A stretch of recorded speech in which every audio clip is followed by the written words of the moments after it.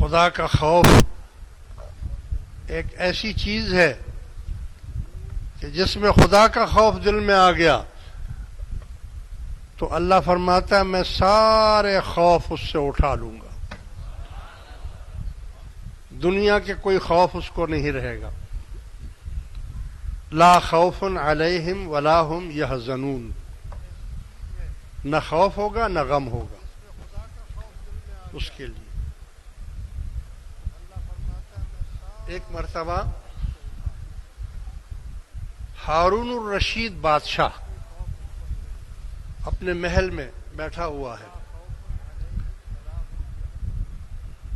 بیوی بھی ساتھ ہے، دونوں میں بہت محبت اور پیار تھا، گپ شپ لگا رہے بیٹھے۔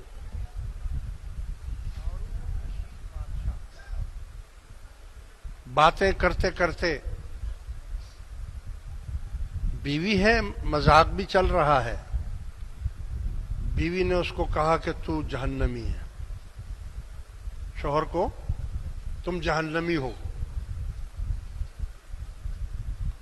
ہارون الرشید نے کہا کہ اگر میں جہنمی ہوں تو تم مجھ پر طلاق۔ اس کی زبان سے بھی یہ بات نکل گئی۔ اب کیا کریں، بڑا مسئلہ ہو گیا، یہ اپنے کمرے میں الگ چلا گیا، بیوی الگ کمرے میں چلی گئی۔ ایسے لوگ تو نہیں تھے کہ آج کل تو 100 دفعہ طلاق دے کر بھی رکھ لیتے ہیں، وہ اسلامی لوگ تھے، مسلمان تھے، وہ خدا سے ڈرتے تھے۔ آج کل تو کہہ دیتے ہیں اگر طلاق دی بھی تھی تو کیا وہ کس کے سامنے دی تھی، کس کے سامنے دی تھی، کوئی گواہ ہے؟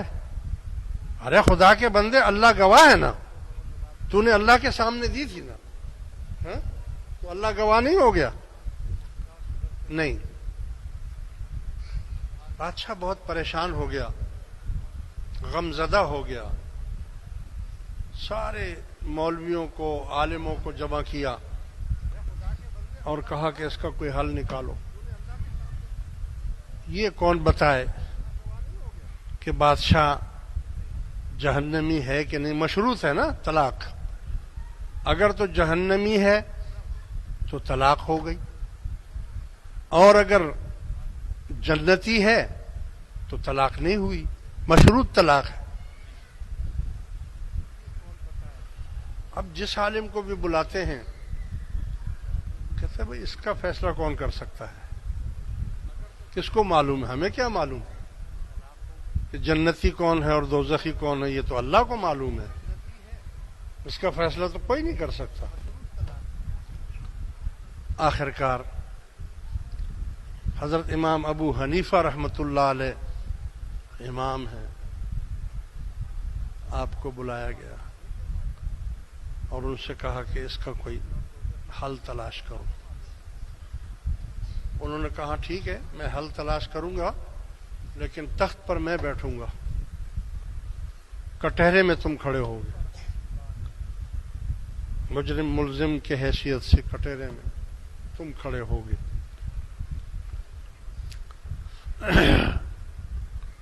کیا اللہ تعالی نے علم عطا فرمایا ہے۔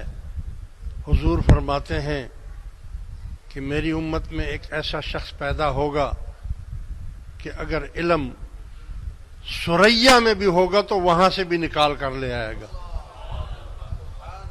ایسا عالم۔ کیا شان ہے آپ کی کہ آپ نے 80 برس تک حدیثیں جمع کی، سفر کر کے، جہاں پتہ چلتا تھا کہ کہاں کوئی صحابی ہے وہ سفر کر کے جاتے تھے اور اس سے وہ حدیث لیتے تھے کہ ہاں میں نے خود یہ حضور سے سنی، پھر اس حدیث کو لا کر حضور کے روضہ قبر انور پر آتے اور وہاں استخارہ کرتے اور حضور سے تصدیق کرواتے، حضور فرماتے ہاں یہ میری حدیث ہے،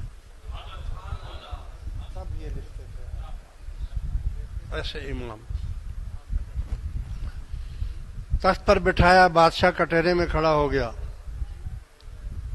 آپ نے پوچھا کہ اے ہارون الرشید، تم نے اتنا عرصہ بادشاہت کی ہے، بتاؤ کبھی تمہارے دل میں خدا کا خوف آیا ہے؟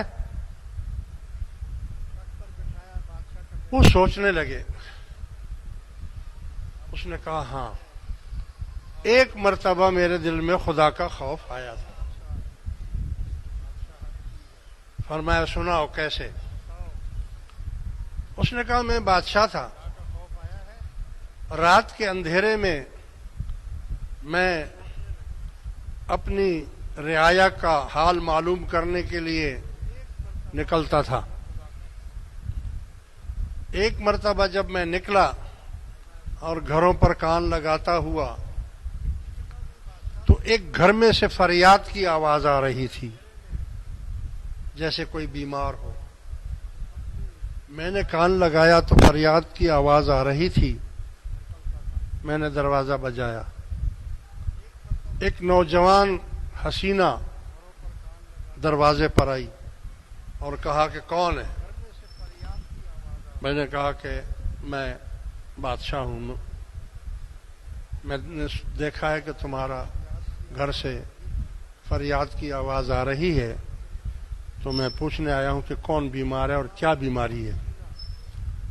اس نے کہا میرا والد ہے، سخت بیمار ہے، ہم غریب ہیں، علاج کرنے کی ہمارے پاس کوئی بندوبست نہیں ہے، ہمارے پاس کھانے کے لیے نہیں ہے تو علاج کیا کریں. بادشاہ نے کہا کہ اچھا،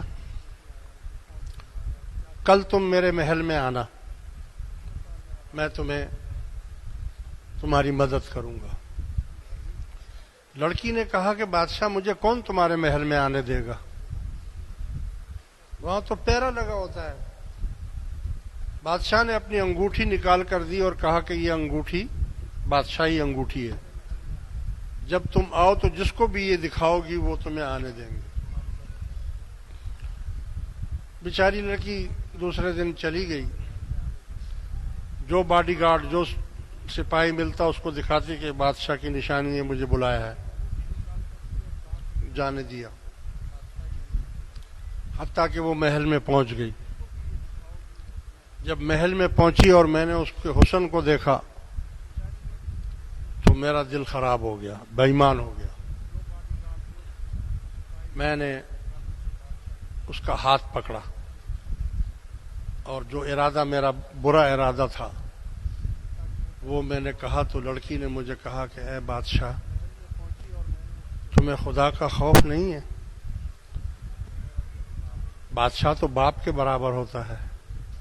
میں تم پر بھروسہ کر کے آئی ہوں اور تم بادشاہ ہو کر تم ایسا کر رہے ہو. جب اس نے مجھے یہ کہا کہ تمہارے دل میں کیا خدا کا خوف نہیں ہے تو مجھ پر کپ کپی طاری ہو گئی اور میں خدا کے خوف سے ڈر کر گر گیا. یار واقعی میں تو زیادتی کر رہا ہوں. میں گر گیا. کافی دیر تک میں بے ہوش رہا. پھر جب مجھے ہوش آیا تو میں نے اس کے ہاتھ جوڑے اور اس سے معافی مانگی اور میں نے کہا کہ بیٹا مجھے معاف کر دینا، بس مجھے شیطان نے بہکا دیا تھا، میرے دل میں خدا کا خوف ہے. اور پھر جو کچھ مجھ سے مدد ہو سکی میں نے اس کی مدد بھی کر دی اور اس کو یہ بھی کہہ دیا کہ جب بھی تمہیں کوئی تکلیف ہو تو تم آ جایا کرنا. یہ مجھے یاد ہے کہ میں نے ایک مرتبہ میرے دل میں خدا کا خوف آیا تھا. امام ابو حنیفہ رحمۃ اللہ علیہ نے فتویٰ لگا دیا، فرمایا کہ میں فتویٰ دیتا ہوں کہ تم جنتی ہو، تم دوزخی نہیں ہو. اور طلاق نہیں ہوئی، طلاق نہیں ہوئی. دوسرے بھی بڑے بڑے مولوی بیٹھے ہوئے تھے، انہوں نے کہا جناب آپ کیسے یہ کہہ سکتے ہیں کہ یہ دوزخی، یہ تو اللہ کو معلوم ہے. آپ نے فرمایا مجھے بھی معلوم ہے، مجھے بھی معلوم ہے. آپ نے قرآن شریف کی ایک آیت کریمہ پڑھی اور فرمایا کہ اللہ فرماتا ہے وَلِمَنْ خَافَ مَقَامَ رَبِّهِ جَنَّتَانِ فَبِأَيِّ آلَاءِ رَبِّكُمَا تُكَذِّبَانِ. جس کے دل میں خدا کا خوف آ گیا اس کے لیے 2 جنتیں ہیں. تم ایک جنت کی بات کرتے ہو, میں 2 جنتوں کی بات کر رہا ہوں. اللہ نے اس کو 2 جنتیں دی ہیں, دنیا میں بھی جنت, آخرت میں بھی جنت. لہذا یہ خدا داد علم قرآن سے ثابت کر دیا, صرف ان کی وہ کہانی سن کر. اور خوف خدا, تو خوف خدا ایسی چیز ہے کہ جس بندے کے دل میں خدا کا خوف آ جائے گا, اس کے لیے اللہ تعالیٰ 2 جنتیں کر دے گا. ایک جنت اس کے لیے دنیا میں ہوگی کہ اس کا قلب مطمئن رہے گا, خوش رہے گا, اس کے دل پر کبھی کوئی بوجھ نہیں آئے گا.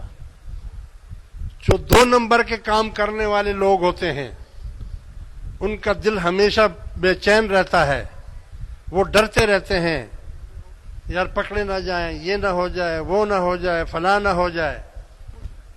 اور جو 1 نمبر کا کام کرنے والے لوگ ہیں, ان کے دل میں کبھی خطرہ ہی نہیں آتا ہے, خوف ہی نہیں آتا ہے. کون پکڑے گا ہمیں, کیوں پکڑے گا بھائی, ہم نے کیا کیا ہے؟ الحمدللہ ہمارا کاروبار صاف ہے, ہمارا ضمیر صاف ہے, ہم